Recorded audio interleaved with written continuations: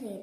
النهارده يا جماعه معانا تحدي ما بين المعلومات والإنشاد الديني. طبعا كل الناس عجبوهم التحدي وكلهم كتبوا في التعليقات إيمان الجويلي. في شخص كتب أستاذ عبد الله الجويلي وأنا زعلان منه جدا. واحد بس. طيب ماشي، وانا النهارده جاي متحدي وجاي متحدي ايمان الجويلي. انتوا كلكم اديتوا ايمان الجويلي ديت، ماشي مش مشكله. يعني انا النهارده هحاول اغلبها النهارده ان شاء الله. انا هبدا النهارده ولا تبدا؟ انا هبدا. هنقول النهارده، عارفه يا ايمان الانبياء دول اصلا بشر. الانبياء دول ايه؟ بشر. ربنا سبحانه وتعالى بعتهم علينا، ولكن ما يميزهم هو الاخلاق عندنا. تمام. وعند ان الله سبحانه وتعالى لما بينزل البشر لهدايه مين؟ لهدايه. هنختار النهارده نبي من انبياء الله الصالحين، هو سيدنا عيسى عليه السلام. سيدنا عيسى عليه السلام. ليه اخترت سيدنا عيسى عليه السلام؟ عشان سيدنا عيسى عليه السلام هو شهرته المسيح. مش اسمه المسيح، هو شهرته المسيح. ليه بقى شهرته المسيح؟ عشان سيدنا عيسى عليه السلام كان معجزته ان هو كان بيشفي الامراض. عندنا هو بني اسرائيل اليهود والرومان اللي هم ما كانوش يصدقوا حاجه، فمعجزه سيدنا عيسى عليه السلام ان هو كان بيمسح عندنا يمسح على الابرص اللي هي المرض اللي هو سيدنا عيسى. معجزته هي كلمه معجزه يعني ايه ايمان؟ كلمه معجزه، تعرف معجزه يعني ايه؟ معجزه يعني ماشي معايا كده عندنا هو معجزه يعني ما يعجز عنها البشر، ان البشر ما يقدروش ايه؟ يعملوها. فربنا سبحانه وتعالى بيدي الانبياء قدره من عند مين؟ من عند الله. يعني سيدنا عيسى مش بيعمل دي حاجه من عنده، بيعمل عند مين؟ من عند ربنا سبحانه وتعالى. فهو كان بيشفي الايه؟ يشفي الامراض. في عندنا الانسان لما يكون هو اتولد اعمى، النوع ده دوت ما بيشوفش، يعني مهما كان لغايه دلوقتي كافي. لغايه دلوقتي اللي اتولد اعمى حتى الطب الحديث، احنا في القرن دلوقتي عندنا هو 22 لان دوت ما فيش عندنا ايه؟ ما فيش حاجه اسمها عندنا ان هو علاج لها. تمام. فهو عندنا اخر الزمان من علامات يوم القيامه، علامات الساعه، هيجي واحد هنا وهنا الناس بتنطقه غلط. هو هيجي واحد من علامات الساعه اسمه امام ايه؟ المسيح الدجال. المسيح لان هو عندنا هنا مش المسيح يا جماعه. عندنا عشان في ناس كده بتقول المسيح الدجال، لا هو المسيح الدجال. هذا الرجل ينزل عندنا على اخر الزمان وربنا يديله قدرات يبقى فتنه البشر. يقول انا الله، وعندنا يعمل قدرات جامده جدا. هنا وعلى هنا الجوره بتاعته في كاف في راء يعني كفر، لا يراها الا المؤمنين. ودي من علاماته عندنا. ينزل المطر، يطلع الذهب من الارض، يحيي الموتى، كل ده باذن مين؟ باذن الله سبحانه وتعالى. دي اول معلومه يا ايمان.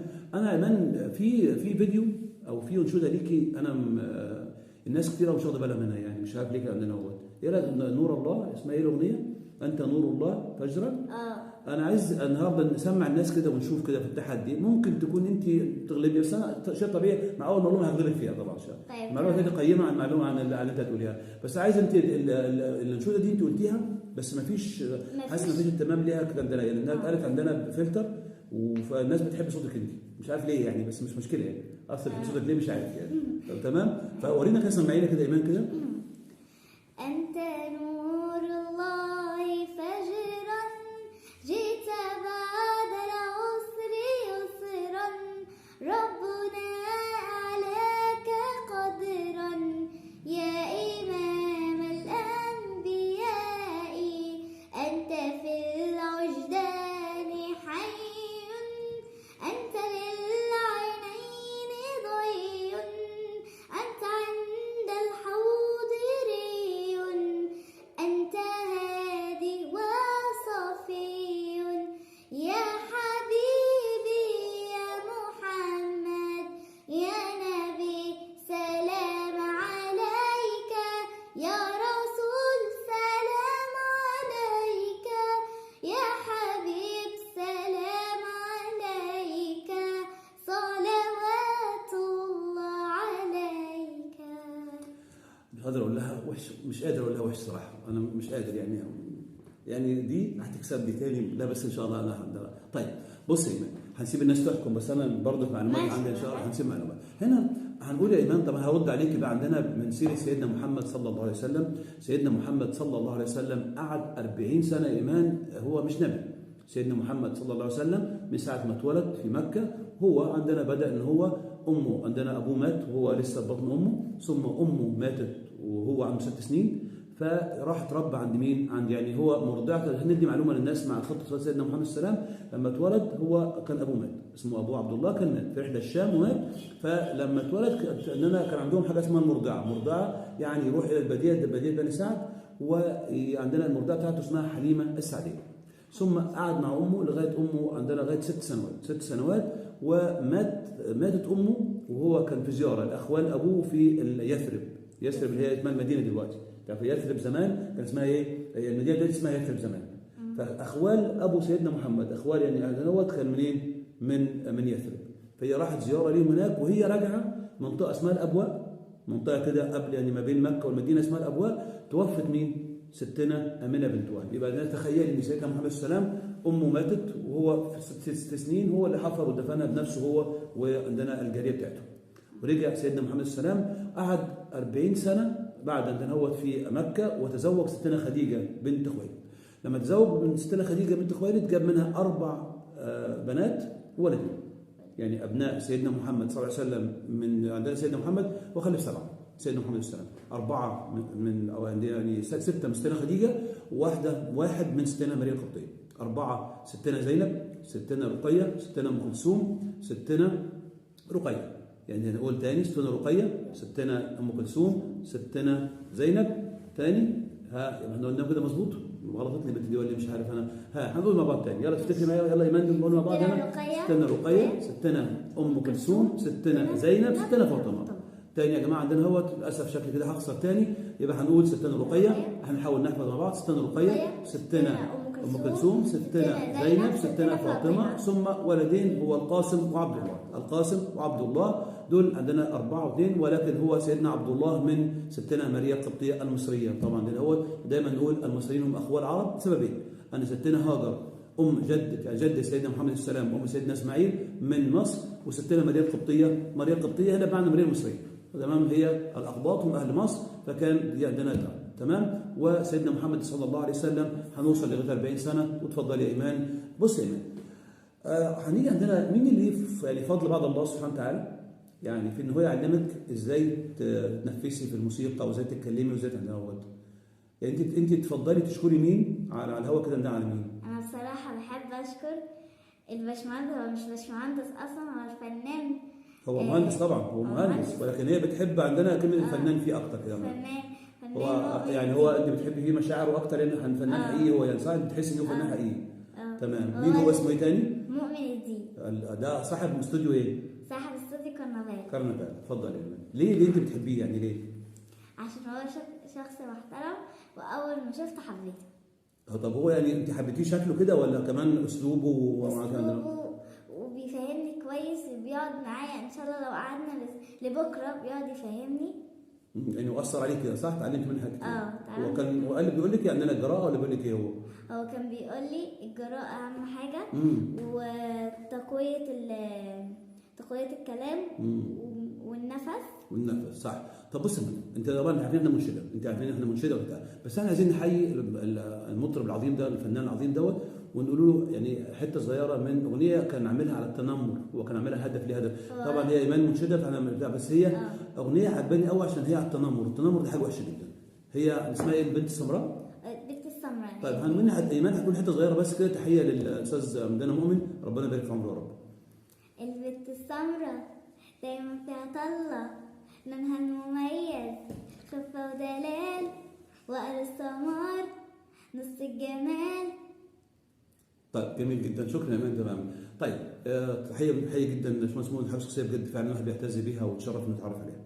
طيب هنا بقى عندنا هنقول يا ايمان، انا هكمل معاك كده معلش انا هنطول على الناس شويه النهارده، وهنقول ان سيدنا محمد صلى الله عليه وسلم لما كان راح عندنا وبعد ما مات يعني امه اللي اخذه سيدنا عبد المطلب. سيدنا مين؟ عبد المطلب وجده سيدنا عبد المطلب هو كبير قريش، يعني سيدنا عبد المطلب هو زعيم قريش، وهو يعني اكبر حاجه في قريش عندنا، فدي مكانه كبير جدا. ولكن قعد معاه بس 2 بس، للاسف انه قعد مع مين؟ مع ابوه مع جده 2 بس، ثم جده توفى، الله كان كبير في السن. فمين عندنا اللي هيربي سيدنا محمد صلى الله عليه وسلم؟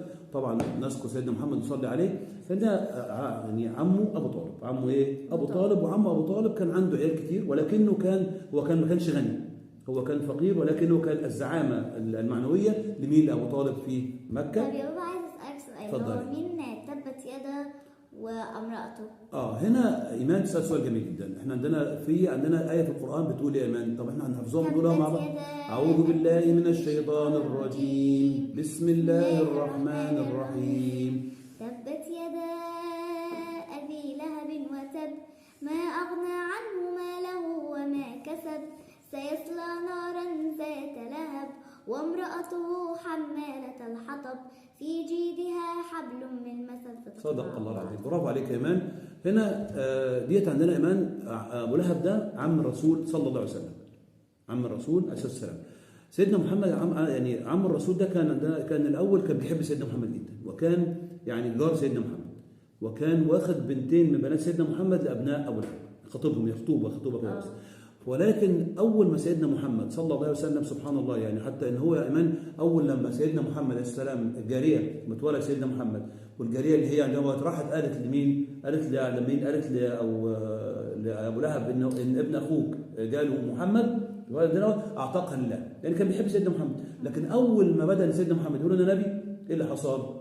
ان هو بدا ان هو كره سيدنا محمد جدا. سبحان الله، ربنا يثبتنا يا جماعه القلوب، يثبت قلوبنا فعلا.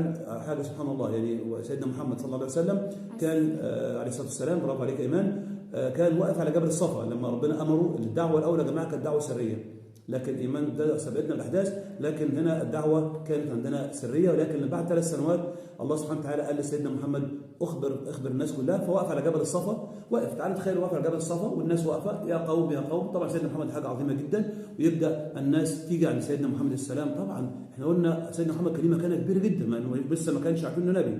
ويبدا ان سيدنا محمد صلى الله عليه وسلم عليه الصلاه والسلام يعمل عندنا هو يقف بكل شجاعه، يا قوم لو انا قلت لكم من وراء الجبل دوت الناس خيل عايز يهجم عليكم، يعني الناس هتصدقوني؟ او طبعا عمرنا ما جربنا عليك ايه؟ كذب ابدا. سيدنا محمد عمره ما كذب، يبقى كده خد منهم شهاده ايه؟ انه مش كذاب، يثبت على نفسهم صح. واول ما قال لهم انا نذير بين يدي عذاب عظيم، يعني انا نبي. شوفي تعالى تخيل ابو لهب، ايه رايك؟ تعالى تخيل ابو لهب واقف كده، هو لسه سيدنا محمد كان بيحب سيدنا محمد ولا لا؟ كان بيحب سيدنا محمد جدا جدا جدا. اول ما سيدنا محمد قال النبي سبحان مقلب القلوب، اول ما عندنا قال النبي طبعا اتغير خالص، وقال له ايه؟ قال له كلمه واحده بس، تبا لك سأل يوم. يعني شتيمه عندهم، انت جبت لنا بالحر ده وعشان الكلام ده. فربنا قال له ايه في القران؟ نقولها له. وقالها سيدنا محمد ايه؟ مره واحده. ولكن ربنا سبحانه وتعالى قالوا بقى هنقولها في القران لغايه يوم القيامه. يبقى تبت يد ابي لهب وتب، ما اغنى عنه ماله وما كسب، كده سيصلى نار ذات لهب. وامراته هنا شبهها بايه عندنا؟ هو ان هي كان مهنه الحطب دي اقل مهنه في قريش، اللي هو الناس بتقعد تقطع خشب او تقطع شجر وتبيعه، وهي امراه عظيمه، امراه غنيه. فشبهها بايه؟ بانها حماله الحطب، انها نقلل من مكانتها. وقال انها في جيدها في رقبتها حبل من مسد، يعني حبل النار يوم القيامه. انت قلت لي ابو لهب ده كان زمان لما كره سيدنا محمد كان بيرمي قدامه زباله. مراته كانت بترمي قدام زباله. عشان كده احنا ما نأذيش حد، ما نأذيش جيراننا. انت هل ده موقف سليم يا امان؟ لا. هل احنا لما نرمي زباله نشوف الناس كده ترمي زباله في الشارع، هل ده حاجه كويسه ولا لا؟ طب انت ممكن توجهي للناس رساله ان هو يحافظوا على البيئه ازاي؟ يعني عندنا بيرموا الزباله فين؟ مش في اماكن مخصصه ولا يرموها فين؟ اماكن مخصصه. مثلا لو لقيت باسكت زباله كبير ارمي فيه الزباله، ما ترميها في الشارع. صح كده احسن، صح كده. هو ديننا امرنا بكده ولا كده خلاص؟ مش ربنا امرنا بكده؟ تمام. طيب يا ايمان، عشان النهارده بقى انت عندنا ايه؟ نختم النهارده او تقول لنا حاجه كده جميله جدا عندنا ايه؟ بص يا ايمان، ناس كتير قوي بتقول ان ايمان بدل ما تقعد تحفظ اغاني واغنيه طب ما تحفظ قران. تمام؟ فانا في عندنا بقول ان ايمان عندها القدره ان شاء الله الرحمن. طيب انا هعمل اختبار. خلاص احنا يا جماعه بنرتجل، يعني كل الكلام ده اللي بينا ارتجال. ايمان طبعا تعبنا، فهنقول ايه؟ هقول كده. في شيخ اسمه الشيخ جليل، تمام؟ الناس كتير قوي بتقلده. هتسمعي حته وتكملي. وقال فرعون ذروني اقتل موسى وليدع ربه اني اخاف ان يبدل دينكم او ان يظهر في الارض الفساد. وقال موسى اني عصت بربي وربكم، اني عصت بربي وربكم من كل متكبر لا يؤمن بيوم الحساب. صدق الله العظيم. صدق. برافو عليك يا ايمان. النهارده يعني ان شاء الله كده، معلش النهارده مفيش مناوشات ما بيني وبينها كده يعني خلاص. بس انا برضو هغلب ان شاء الله، هغلبك طبعا، شيء طبيعي يعني صح. انا المره دي هغلب بقى خلاص. ها انت هتقول لهم مين هيغلب؟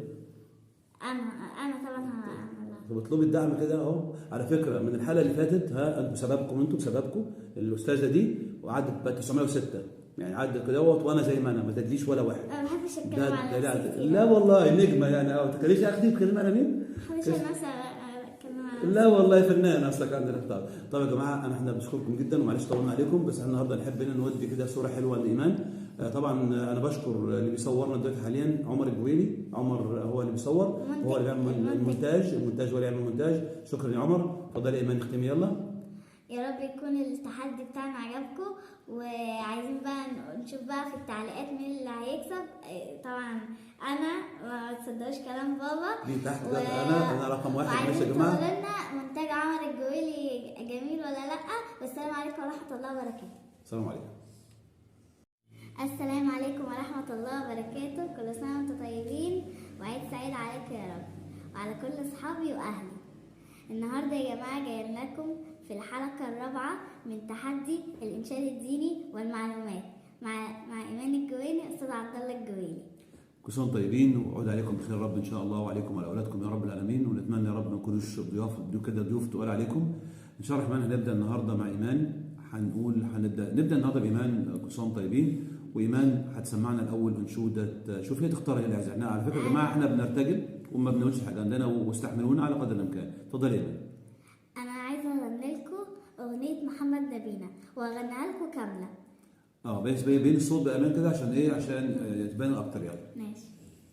محمد نبينا بنوره هدينا من مكة حبيبي نوره سطع المدينة من صلى صلاته اتحلى بصفاته يا بخت اللي في ضله ماشي يشفعله في مماته يا إمامنا يا أمين يا سند للمسلمين يا حبيبي يا محمد يا ابن عبد الله تمت الرسالة تمام والحبيب مسك الختام طول حياتي وفي صلاتي بدعي صلي وراه محمد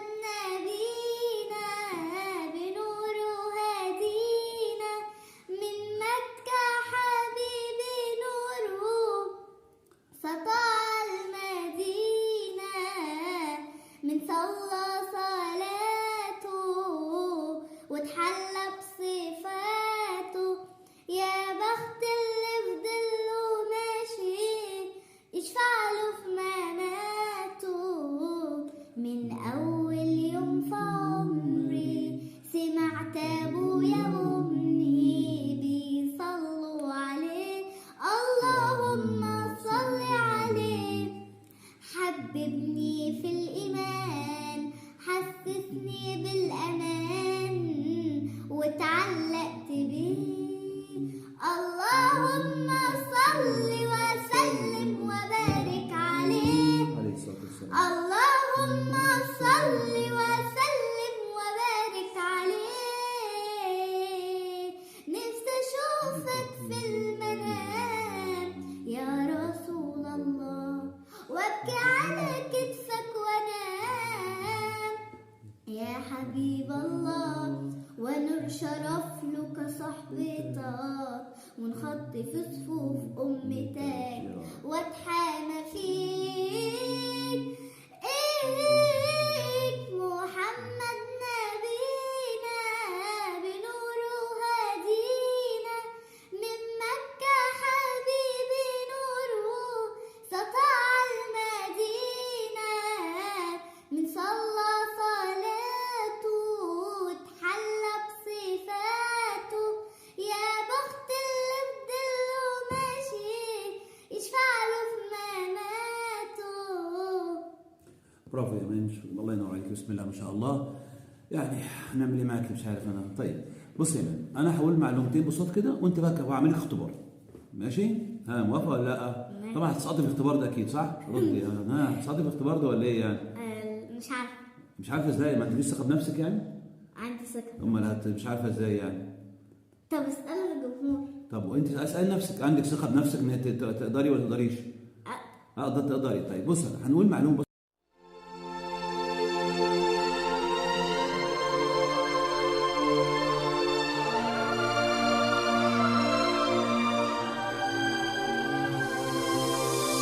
محمد نبينا بنوره هدينا، من مكة حبيبي نوره سطع المدينة، من صلى صلاته اتحلى بصفاته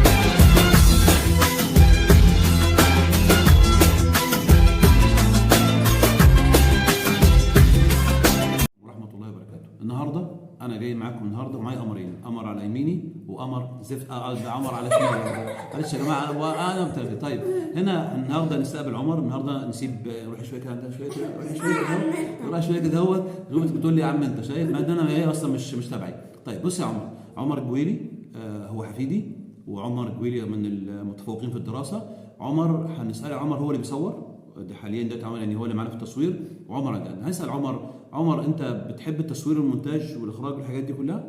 يعني انت ان شاء الله الرحمن لو كبرت ممكن تكمل في المجال ده؟ طبعا. ممكن تكمل فيه صح؟ يعني زي يعني انت بتحب الحاجه دي؟ ايوه. يعني ايه اللي انت ممكن تعمله في الحاجه زي كده يعني؟ ان انا ممكن ان انا انتج الفيديوهات، ممكن ان انا ادمجهم بايدهم اقصهم اظبطهم كده يعني. يعني هو بيقول حاليا معرفته ان هو كده هو. طيب يا عمر انت بتشجع اي نادي؟ الاهلي. طب كله الاهلي اهلي وكله الدنيا كلها اهلي وانا اول واحد اهلي طبعا. طيب انا بشجع لا انا اهلاوي، معلش اعتذاري لحبايبي الزملكاويه. طب هنا عندنا هوت انت عمر، طب انت بتشجع النادي الاهلي؟ طب وبره مصر؟ باريس سان جيرمان. باريس سان جيرمان. طيب ايه احسن لعيب في العالم؟ ميسي. طب وايه احسن لعيب في مصر؟ كهربا. بابا معلش يا زملكاويه، معلش المفروض المسؤول يسمعنا ولا حاجه. كهربا عامل لهم فولت عالي وكهربا جامده جدا. سامحونا بقى يا جماعه، كله خايف مش عارف انتوا خايفين من كهربا ليه. طيب ايمان لا طبعا لا احرف لعيب. انا رايحه لهم يا جماعه قريب، نادي الاهلي طلبوني والله لا اقول لهم عليك. دي للاسف كابتن وليد سليمان، كابتن كهربا، كابتن عندنا اسماعيل شحات عايزين دي. والله يا جماعه صح، موجه لها دعوه ده هي قصدي دعوه. لا مش دعوه عندنا للاسف، هي دعوه الواحد بس. عمر مش هاخدوك معانا يا عمر. تمام. طب انت بتشجعي ايه؟ الاهلي طبعا يا جماعه 99% اهلي، هنعمل ايه بس؟ طيب هنعمل يلا يا عم. طب وكابتن وليد سليمان؟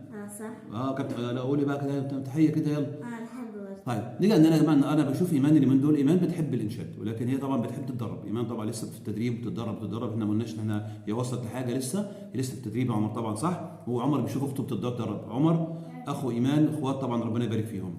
ايمان قولي لنا كده حاجه انت بتتدربي عليها كده النهارده كده. سامعك ان انت كنت بتتدربي على حاجه النهارده كده. كنت بتدرب على انشوده كده، على المدح. صح يا عمر؟ قرب شويه يلا، قرب شويه يا عمر منك، قرب شويه يا عمر. ها اتفضلي. مرحبا جينا مدحنا في النبي خير الأنام محمد صلى الله عليه وسلم. خلق عظيم محمد خلق عظيم.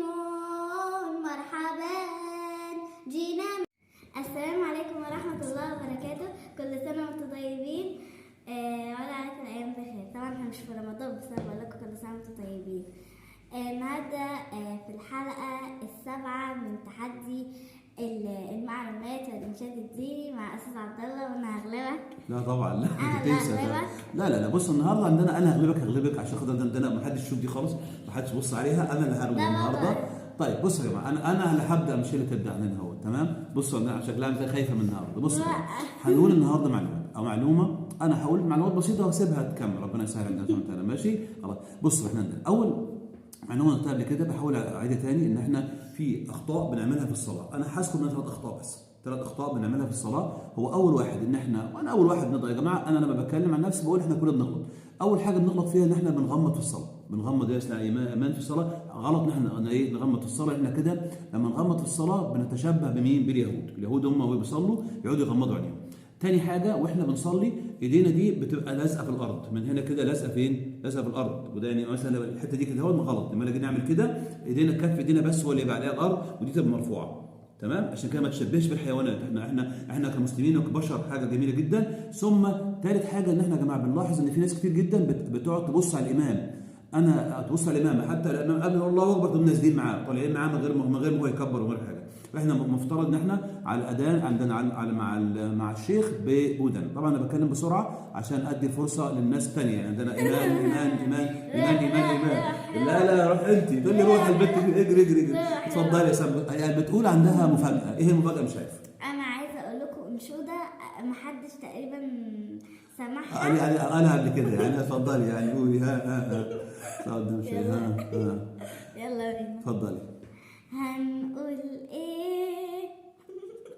بص يا جماعه مش حافظه نعمل ايه؟ قولي يلا. استاذ عبد الله ما ينفعش اسمع ده. طب اتفضلي. ماشي يا جماعه، قول هو اللي هيخسر. انا ساكت اهو عشان هو بيقعد يضحك وخلاص. اهو ساكت. وفي الآخر يا جماعة أنا اللي بس. حاسبها الناحية التانية اهو ماشي. اهو هوصلك الناحية التانية، يلا اتفضل. هنقول ايه سيدنا النبي ما تصلوا عليه، ولا فيش لا قبله ولا بعديه، هو اللي ساكن جوا الروح مشتاق ليه، واتمنى يوم ابوس ايديه، يوم القيامة ننادي عليه، هو اللي ساكن جوا الروح. ايه العمل يا احمد يوم طلعت المشهد، كل الامم تشهد انك رسول الله، ارحم محبينك عاشوا على دينك، ارحم محبينك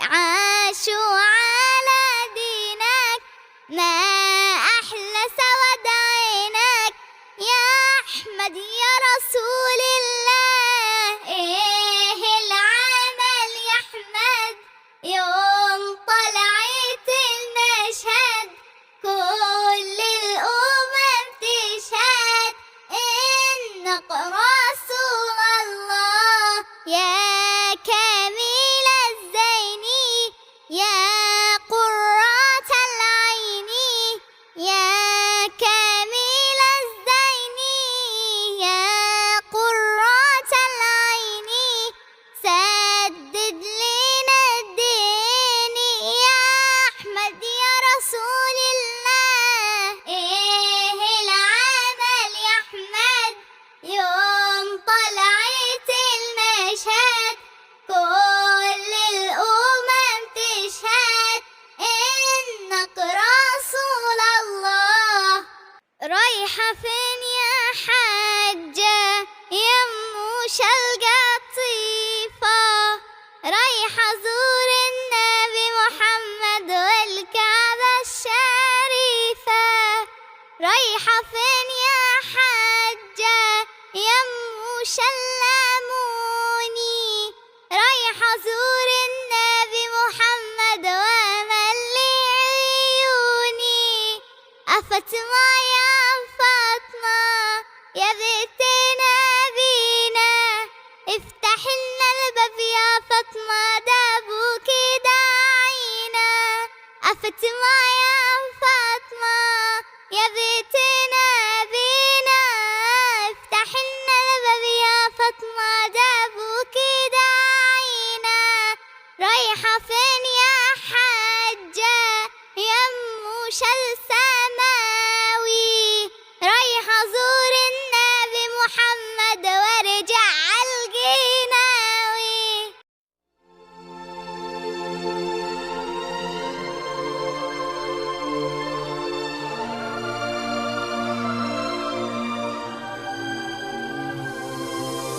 محمد نبينا بنوره هدينا، من مكة حبيبي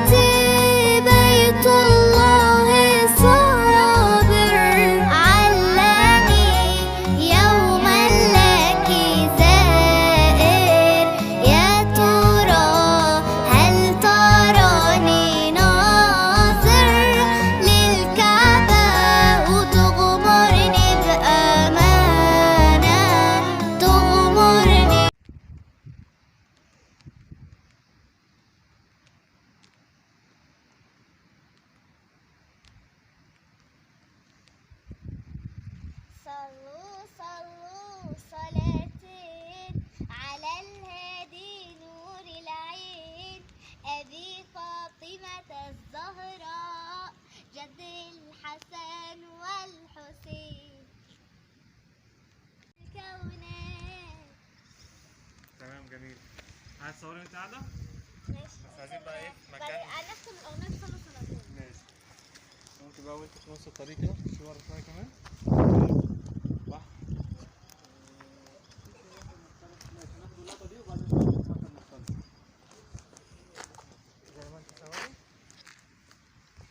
والآن في طير وقع على الأرض، في طير وقع على الأرض اهوت. معانا إيمان الجويلي يا جماعة. دلوقتي عندنا هي بتسجل أغنية صلوا صلاتين، واحنا دلوقتي عندنا في القرية. إيمان عمالة تصور من بدري. وإيمان لو سمحت أستاذة إيمان عاملة إيه؟ منورة. أهلا. معانا إيمان الجويلي اهي بتسجل. طبعا يا جماعة بتتعب يعني مش مرة ومرة ومرة هنا اهوت. يلا إيمان إن شاء الله. أنت هتقولي إيه النهاردة يا إيمان؟ أغنية صلوا صلاتين. تقولي حاجة لجمهورك طيب؟ عايزين نشتركوا يقولوا حاجة بعدين اهوت. ادعموني في أيوه. القناة. أنا دلوقتي حاليا كام؟ 900 دلوقتي. 900. عايزينكم بقى تشجعوني كتير. خلاص هانت عشان نبقى عاليين. ماشي. يعني ان شاء الله الرحمن انت عايزهم يشتركوا في قناتك يعني كده، اعملوا لايكات كده. اكتبوا اعملوا سيرش على ايمان. طب يكتبوا ايه على اليوتيوب طيب؟ ايمان الجويلي بالعربي ولا بالانجليزي؟ بالعربي. ويعملوا اشتراك وفعلوا زر الجرس. وفعلوا زر الجرس. ماشي. حي بقى جماهيرك بقى يلا. بحبك.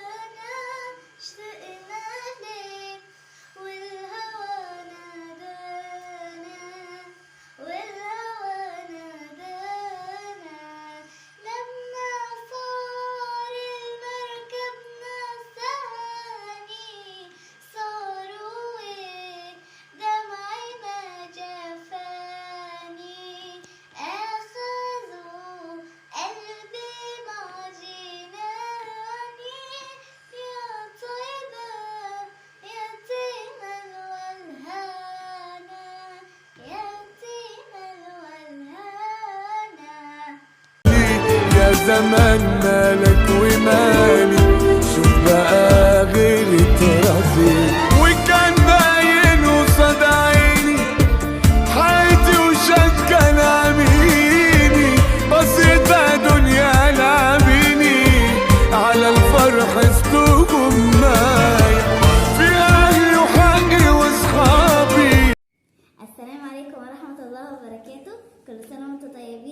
وأقعد عليكم الأيام بخير. النهاردة يا جماعة معانا تحدي ما بين المعلومات والإنشاد الديني. طبعا كل الناس عجبوهم التحدي وكلهم كتبوا في التعليقات إيمان الجويلي. في شخص كتب أستاذ عبد الله الجويلي وأنا زعلان منه جدا. واحد بس. طيب ماشي، وانا النهارده جاي متحدي وجاي متحدي ايمان الجويلي. انتوا كلكم اديتوا ايمان الجويلي ديت، ماشي مش مشكله يعني. انا النهارده هحاول اغلبها النهارده ان شاء الله. انا هبدا النهارده ولا تبدا؟ انا هبدا. هنقول النهارده، عارفه يا ايمان الانبياء دول اصلا بشر. الانبياء دول ايه؟ بشر. ربنا سبحانه وتعالى بعتهم بعدين، ولكن ما يميزهم هو الاخلاق عندنا. تمام. وعند ان الله سبحانه وتعالى لما بينزل البشر لهدايه مين؟ لهدايه. هنختار النهارده نبي من انبياء الله الصالحين هو سيدنا عيسى عليه السلام. سيدنا عيسى عليه السلام. ليه اخترت سيدنا عيسى عليه السلام؟ عشان سيدنا عيسى عليه السلام هو شهرته المسيح. مش اسمه المسيح، هو شهرته المسيح. ليه بقى شهرته المسيح؟ عشان سيدنا عيسى عليه السلام كان معجزته انه كان بيشفي الامراض. عندنا هو بني اسرائيل اليهود والرومان، اليهود ما كانوش يصدقوا حاجه، فمعجزه سيدنا عيسى عليه السلام ان هو كان بيمسح على يمسح على الابرص اللي هي المرض اللي هو سيدنا عيسى. معجزته هي كلمه معجزه يعني ايه ايمان؟ كلمه معجزه، تعرف معجزه يعني ايه؟ معجزه يعني ماشي معايا كده عندنا هو معجزه يعني ما يعجز عنها البشر، ان البشر ما يقدروش ايه؟ يعملوها.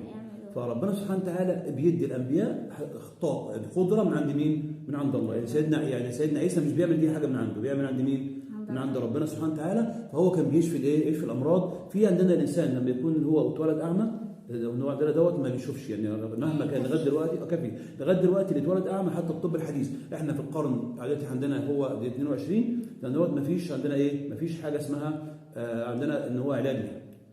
تمام؟ فهو عندنا اخر الزمان من علامات يوم القيامه، علامات الساعه، هيجي واحد هنا وهنا الناس بتنطقه غلط. هو هيجي واحد من علامات الساعه اسمه ايمان ايه؟ المسيح الدجال. المسيح لان هو عندنا هنا مش المسيح يا جماعه. عندنا عشان في ناس كده بتقول المسيح الدجال، لا هو المسيح الدجال. هذا الرجل ينزل عندنا على اخر الزمان وربنا يديله قدرات يبقى فتنه البشر.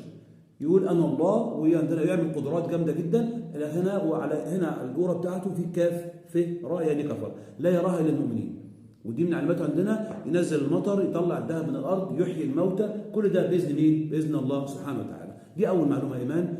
انا ايمان في فيديو او في انشوده ليكي انا الناس كتير مش واخده بالها منها يعني مش عارف ليه عندنا هو ايه نور الله. اسمها ايه الاغنيه؟ انت نور الله فجرا. انا عايز النهارده نسمع الناس كده ونشوف كده في التحدي. ألف مبروك يا أهلي، ألف مبروك، ألف مبروك للأهلاوية، ألف مبروك للأهلي. الاهلي يا جماعه النهارده. يلا مين اللي هرب؟ مين اللي هرب من الماتش؟ الزمالك. مين اللي هرب من الماتش؟ الزمالك. خاف من ايه؟ خاف من الفضيحه؟ أيوة. مين اللي خاف من الفضيحه؟ مين؟ الزمالك. يلا اهلي يلا ها.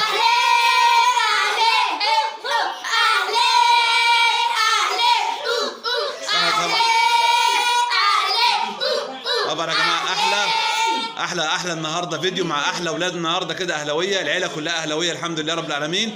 واحنا النهارده كده فرحانين. الاهلي بيستلم وشوف كل واحد يا جماعه كده الاهلي بيفضل نعم دنهوت. عمر هتقول ايه يا عمر؟ فرحان جدا يلا يلا يا ايمان ها. انا بشجع الاهلي وبقول لهم الف مبروك ويستحقوا كل حاجه. يلا يا براء قول يا براء. الف مبروك الاهلي طبعا. ان كنت بتمنى انهم يفوزوا وامنيتي اتحققت طبعا. يعني الحمد لله احنا طبعا يا جماعه معانا الامارات ده كده اهوت ومعانا هو الاهلي ورانا على الشاشه. الف مبروك للاهلي. طبعا ده مكاننا الحقيقي يا جماعه. واتضح ان المنافس الحقيقي للاهلي هو بيراميدز مش حد تاني. مين اللي هرب من لقاء السوبر؟ الزمالك. مين اللي هرب من لقاء السوبر؟ الزمالك. خاف من ايه؟ من الاهلي ولا الفضيحه؟ خاف من ايه؟ فريق كبير، فريق عظيم، اديله عمري برضه قليل. يلا ها. شايفين يا جماعه؟ ادي الكبار، ادي لعيبه الاهلي وادي لعيبه الاهلي وفي وسع عندنا اهي وادي لعيبه الاهلي يا جماعه. هي ادي دايما والله يا جماعه على طول على المنصه على طول فايزين على طول. ودي طبعا تحيه لكابتن خطيب، وكابتن خطيب الراجل المحترم اللي دايما لا بيشتم ولا بيعمل. ادي الابطال، وادي كهربا اهو، كهربا اهو، الوحش كهربا اهو. هم خافوا من مين يا عمر؟ كهربا. خافوا من مين الزملكاويه؟ خافوا من كهربا اهو. يا جماعه ادي جماهير الاهلي في كل مكان منتصره، وكل مكان فرحانه. على فكره الناس جايه من الكويت، وجايه من قطر، وجايه من جميع انحاء الخليج. عندنا اهوت، ادي عندنا يا جماعه شايفين الفرحه دي مستمره طبعا اهوت. يلا هنشجع مين يا جماعه؟ يلا نشجع مين؟ الاهلي. يلا ها اهلي، يلا ها ها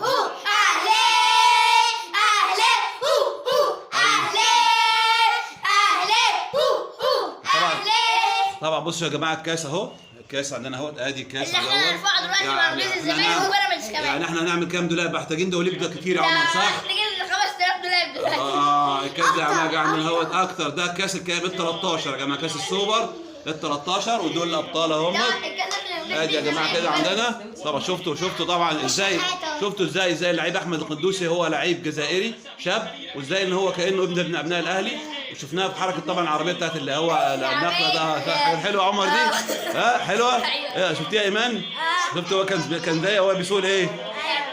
بيسوق العربيه صح؟ دي كانت بتدل على ايه؟ ان الاهلي فريق مع بعض، فريق واحد. طبعا احنا مستمرين معاكم لغايه ما ان شاء الله الرحمن الكاس. ادي معلول، وادي عندنا العلم بتاع تونس، بنحيي اهل تونس كلهم. حسين الشحات نجم النجوم، حسين الشحات. مني لابساه. ايوه ورينا مني، لف يا مني كده، لف كده.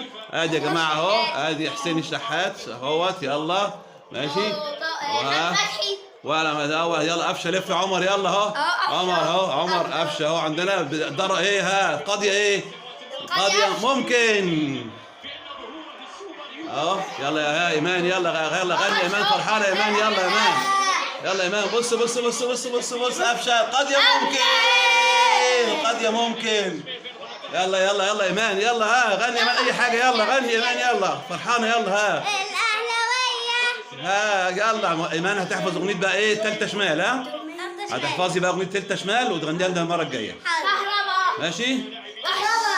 وحش الملعب كله كهربا. كهربا كهروب. يلا عديان، يلا محمد شريف الشاب الجميل اللي جالنا مسك اهوت. يلا ابن كفر الدوار. وادي ديانج اهوت من مالي. ايه ده رئيس الاتحاد مكشر كده ليه؟ زعلان بيعملوا من اللغه اللي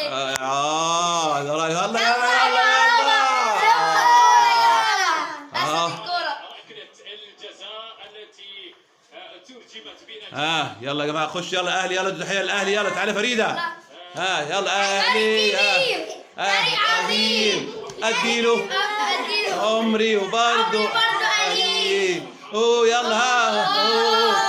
يلا اطلع لفوق، ايدك لفوق، واطلع فوق. يلا اهلي